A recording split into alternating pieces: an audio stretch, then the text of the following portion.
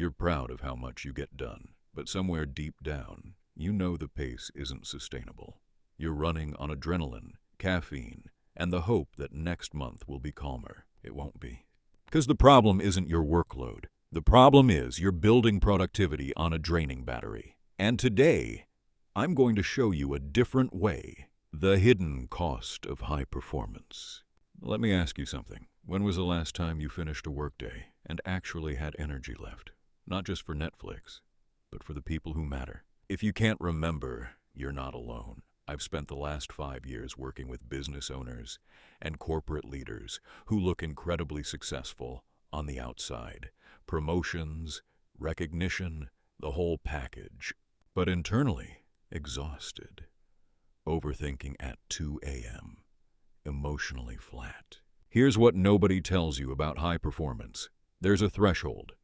Before it, more effort equals more output. After it, more effort equals less output. And you don't even notice because you're too tired to measure it. The research calls it the Yerkes-Dodson law. I call it the moment your ambition starts working against you. Why time management is failing you. Most productivity advice starts with the same word. Time. Time blocking. Time tracking. Time management. That's the biggest mistake I see high performers make because your calendar doesn't burn you out. Your state does. Think about it. You've had days where you worked 10 hours and felt fine, and you've had days where 3 hours left you completely drained. Same person, same job, different energy. The difference isn't what's on your calendar. It's what's happening inside you while you're working through it. So, let me introduce you to what I call the Energy First system. 3 shifts that change everything. Shift 1. Map your energy, not your time.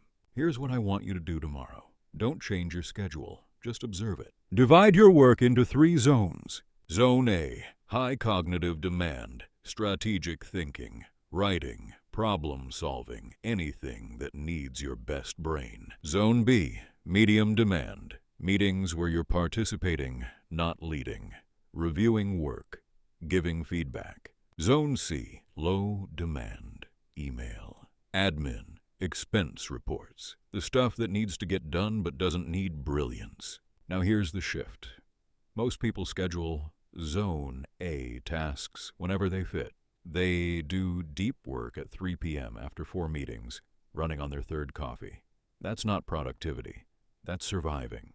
Protect your zone.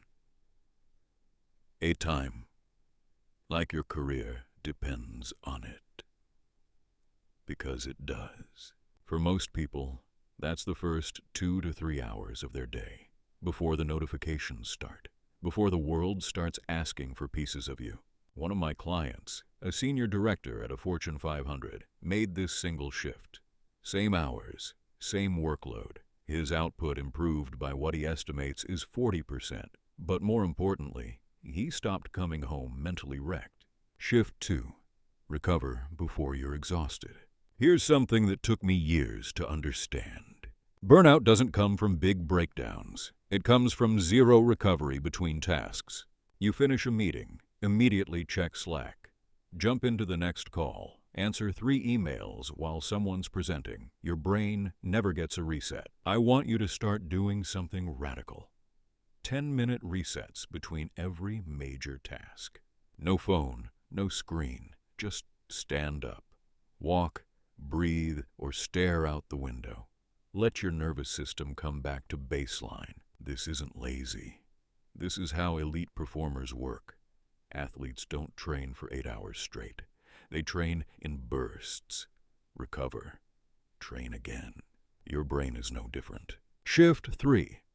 Close your mental tabs. This is the one that changed everything for me personally. Your body leaves the office at 6 p.m., but your mind, it's still there, replaying conversations, worrying about tomorrow's presentation, running scenarios you can't control. The solution isn't to stop thinking about work. That doesn't work. What works is a shutdown ritual. 15 minutes before you end your workday, write down everything unfinished, every loose thread, every worry.